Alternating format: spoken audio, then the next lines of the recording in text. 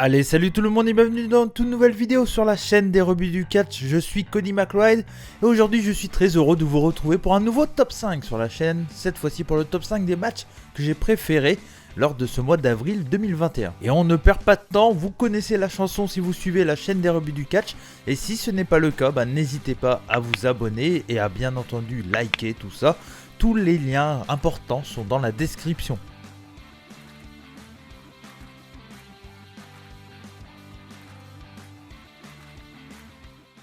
Alors avant de commencer, je vais être honnête avec vous, il y a eu énormément de très bons matchs lors de ce mois d'avril 2021 et vous allez le voir, il y aura sûrement des matchs que vous avez adorés et que ils ne seront pas dans ma liste parce que c'est aussi mon top 5 de mes matchs préférés à moi, donc c'est bien entendu un avis personnel, mais je vous invite bien sûr à le dire dans les commentaires, je regarde tous les commentaires, donc voilà, des fois je réponds, mais souvent voilà, quoi qu'il arrive, votre commentaire sera lu, et si je réponds pas, c'est parce que j'ai pas grand chose à rajouter, mais qui souvent, c'est très souvent des commentaires très intéressants, donc n'hésitez pas à continuer et à laisser des commentaires avec votre top 5. Et on commence avec ce numéro 5, c'était à All Elite Dynamite, c'était le 14 avril, c'était un match pour les titres par équipe, AEW World Tag Team Title, les Young Bucks, Matt Jackson et Nick Jackson qui défendaient leur titre contre Death Triangle, Pac et Rey Fenix. C'est un match que j'ai mis moi personnellement 4,5 sur 5. J'ai adoré ce match là. Il était placé en tant que opener lors de ce Dynamite. Et c'était un peu surprenant de le voir dans un opener parce que c'est un match qui a duré assez longtemps, une vingtaine de minutes, quelque chose comme ça. Mais c'est un match qui est clairement pas construit comme un opener. Pour moi, un opener, ça se veut assez rapide, avec beaucoup d'intensité, etc. Et généralement, ils le font très bien. Mais de temps en temps, ils vont nous mettre des openers dans les Dynamite qui sont construits comme des main events, clairement. Et ce match-là, il est vraiment parfait quoi. Je sais qu'il a eu 5 étoiles avec Dave Meltzer. Je mettrai pas 5 étoiles parce que bon, si on met 5 étoiles à tout, après on s'arrête plus, donc j'essaye de moins mettre 5 étoiles, mais j'ai mis quand même un beau 4,5 parce que pour moi c'est un match qui est vraiment très bien construit. Il y a peu de choses à rajouter. J'adore le travail de heel des Young Bucks. Je les trouve vraiment détestables à souhait. Et c'est clairement leur objectif. Après, derrière, voilà, Pac et Rey Fenix, ça catch super bien. Il y a de l'intensité dans le combat. Il y a des super prises de catch pendant tout le combat. C'est clairement un match que je vous conseille fortement si vous êtes passé à côté par manque de temps. Personnellement, je peux que vous conseiller d'aller le voir. Donc voilà, pour moi, c'est un super match. 4,5 sur 5. Et pour moi, c'est clairement mérité. C'était donc le match entre les Young Bucks et le Death Triangle à AEW Dynamite pour les titres Tag Team. Et oui, pendant le mois d'avril, il y a eu énormément de combats, vous vous en doutez, parce qu'avec tout ce qui se passe au Japon, plus tout ce qui s'est passé aux États-Unis avec le week-end de WrestleMania, avec tous les choix indépendants et tout ça, beaucoup de choix, c'était pas évident de trouver 5 matchs, tellement il y a eu des bons matchs. Et donc, moi, j'ai choisi personnellement un match qu'on en a déjà parlé sur la chaîne des rebuts du catch avec le top 10 des matchs préférés de Fab lors de ce WrestleMania week-end au point de vue indépendant. Mais ce match-là, moi, personnellement, je l'ai adoré. C'était Ricky Shane Page contre Nick Gage pour le titre JCW World Championship en Deathmatch. Et c'était au show JCW RS Spring Break presented by 44OH avec l'accent s'il vous plaît.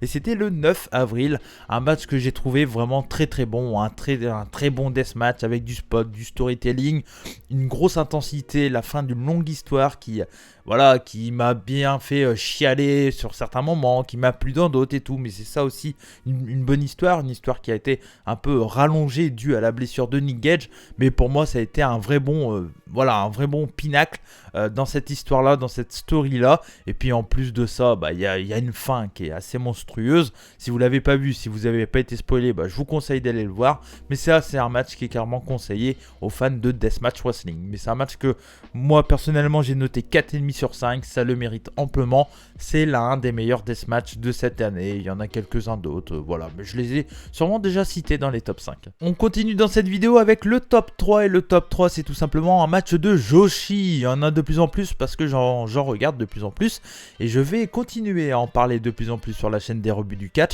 et cette fois-ci on se retrouve du côté de chez TJPW, Tokyo Joshi Pro, hein, la promotion japonaise qui est en alliance avec DDT. Et c'était pour le show Still Incomplete, et c'était un match pour le titre Princess of Princess Title Match. Rika Tatsumi, qui était la championne au moment du match, contre Maki Ito, l'une des catcheuses les plus appréciées au monde, hein, clairement, elle est très très populaire. Et donc nous on en a déjà parlé lors de Puromania, lors de Joshimania spécial qu'on a fait avec Wingreen et Fab. Mais voilà, c'est un match que moi je vous conseille fortement, et je sais que ce format là de vidéo c'est souvent destiné à des gens qui n'ont pas le temps de regarder tout ce qui est Joshimania, Puromania, et qui aiment bien ce format court de vidéo sur la chaîne des rebuts du catch. Et c'est pour ça que pour moi ce match là c'est un très très bon match pour commencer le Joshi, en tout cas du côté de chez TJPW. C'est un très bon match. Maki Ito, je l'ai trouvé personnellement très impressionnante. Pour moi c'est l'une des seules fois où elle m'a vraiment convaincu. Voilà, je le dis dans la review, mais j'étais pas trop convaincu généralement par Maki Ito, et cette fois-ci j'ai trouvé dans ce match elle était vraiment très très bonne, hyper charismatique, assez impactant malgré son petit gabarit. Et puis Rika Tatsumi, elle est voilà, très charismatique, une vraie présence de championne, et voilà, c'était vraiment un très bon match, un peu long peut-être à certains moments, mais ça n'empêche que ça raconte une belle histoire. Il y a une backstory qui est assez intéressante aussi dans ce match-là, que Wingreen nous a raconté lors de Joshimania. Donc je vous conseillerais bien entendu d'aller voir Joshimania si vous le souhaitez un peu avant. Mais voilà, c'est un match que je peux que conseiller, que j'ai mis une belle note de 4,5 sur 5 également. Donc voilà, 3, 4,5 pour le moment dans ce top 5. Donc un match à voir, c'était chez TJPW pour le show Still Incomplete, c'était le 17 avril, Rika Tatsumi contre Maki Ito. Et pour ce top 2, on va du côté de chez New Japan Pro Wrestling avec le show Sakura Genesis 2021. C'était le 4 avril et c'est un match que j'ai mis 4,75. C'était le match pour le titre IWGP World Heavyweight Title. C'était Kota Ibushi qui défend son titre contre Will Ospreay. Est-ce que j'ai besoin de dire qui a gagné, de pas vous spoiler? Je sais pas, parce que j'imagine que vous êtes beaucoup au courant de qui a gagné ce combat là, mais en tout cas voilà, je continue là-dedans, donc je vais pas vous dire le résultat, mais quoi qu'il arrive, le match est très bon. Les deux hommes savent ce qu'ils font. Il y a un côté beaucoup plus agressif de Will Ospreay qu'on a vu dans le passé, depuis qu'il a turn heel et qu'il a créé son clan The United Empire. Et donc voilà, c'est un match qui est très intéressant, beaucoup de storytelling, beaucoup de beaux spots, beaucoup de côté très stiff, un peu strong, enfin totalement strong, et voilà, c'est un match qui est cool, c'est un match à pas louper parce que c'est un match qui marquera l'année quoi qu'il arrive. Donc voilà, et voilà, c'est un très bon match. 4,75 pour moi, ça les vaut largement. L'un des matchs de l'année sans aucun doute. Je vous conseille fortement d'aller le voir si vous aimez le style New Japan Pro Wrestling. Sûrement certains d'entre vous me diront que c'est de la merde, mais bon, ça c'est les goûts et les couleurs. Moi personnellement j'ai adoré, et puis c'est mon top, donc je dis ce que j'ai envie. Voilà, 4,75 pour moi pour ce match numéro 2 de ce top du mois d'avril. Kota Ibushi contre Will Ospreay. Et pour ce numéro 1, j'avais beaucoup de possibilités parce que actuellement, vous êtes censé le savoir si vous suivez la chaîne des revues du catch, il y a tout simplement le Japan Carnival, le G1 Climax de All Japan Pro Wrestling. On fait la review de tous les jours dans Puromania, mais voilà, il y a un match pour moi qui a marqué un peu ce tournoi pour le moment. Je n'ai pas encore vu tous les journées, il reste encore 2 journées au moment où je tourne cette vidéo que je n'ai pas vu. La journée, il y a une journée qui est déjà passée et il reste la finale qui n'est pas encore passée, donc voilà, mais on y reviendra dans le prochain Puromania qui sortira jeudi prochain. Et donc pour le moment, mon match préféré de ce Champion Carnival, c'est pas un match que sur le papier je me suis dit ça va être mon moti du Champion Carnival. C'était donc Suama contre Zeus lors de la 3e journée du Champion Carnival, donc c'était le 11 avril, et c'est un match que moi personnellement j'ai mis 4,75 sur 5, un gros match.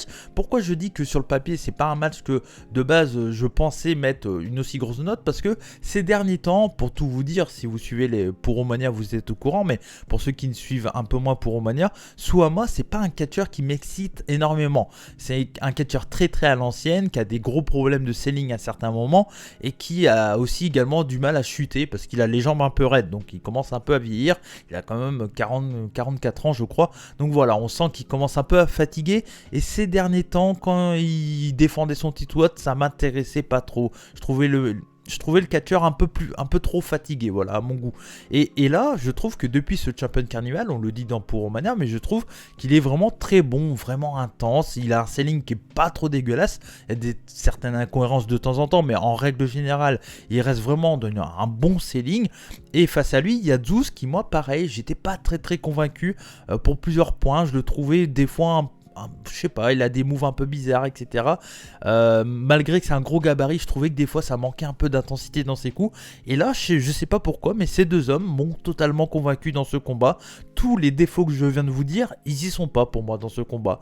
Il y a un très bon storytelling, il y a un très bon selling de la part de Suwama tout au long du combat. Et Zeus est très impactant dans son combat, il est très impressionnant. Ça raconte une belle histoire du début à la fin. Pour moi, c'est vraiment le match pur All Japan Pro Wrestling. Si ce match-là vous plaît, clairement, vous pouvez vous dire All Japan, c'est un peu ma cam.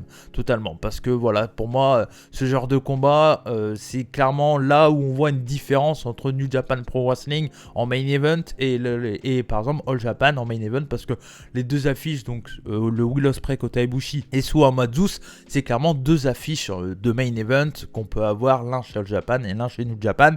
Et là, on voit clairement une différence de style. Là où c'est plus énervé, plus spotty, on va dire, du côté de chez New Japan. Du côté de chez All Japan, c'est bien plus posé, bien plus... je dirais pas qu'il y a plus de storytelling, mais en tout cas, voilà, c'est différent, c'est bien plus à l'ancienne.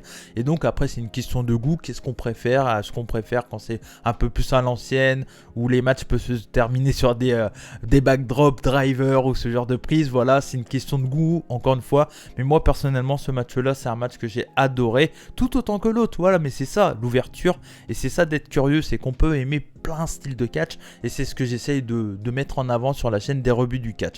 Donc voilà, donc mon numéro 1 pour ce mois d'avril, c'est tout simplement Suwama contre Zeus au Champion Carnival dans cette journée 3. C'était le 11 avril. Et c'est un match que j'ai mis 4,75 sur 5. Voilà, de quoi bien finir ce top 5. Et voilà pour ce top 5 du mois d'avril 2021 sur la chaîne des rebuts du catch. En tout cas, ça a été un plaisir de vous le présenter. Vraiment toujours un plaisir de faire ce format-là. Je sais que c'est un format qui plaît beaucoup.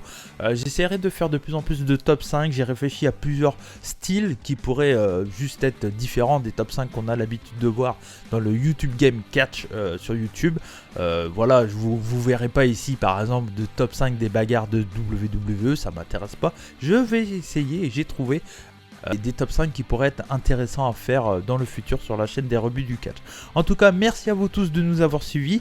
N'hésitez pas bien entendu à laisser un bon like, voilà, ça fait toujours plaisir. Si vous avez apprécié cette vidéo, c'est du soutien. Également à partager au maximum. Vous pouvez devenir membre de la Rebut Family si vous le souhaitez pour avoir les vidéos en avant-première et également être mis en avant pour participer au podcast. Donc surtout, n'hésitez pas à faire tout ça. Vous pouvez nous suivre sur les réseaux sociaux, Twitter, Facebook, les rebuts du catch, et vous pouvez également me suivre personnellement, Cody Rebut avec un S. Je vous fais des bisous, c'était Cody McLeod des rebuts du catch, comme on dit chez nous, bonsaï, et surtout n'oubliez pas, soyez curieux. Ciao.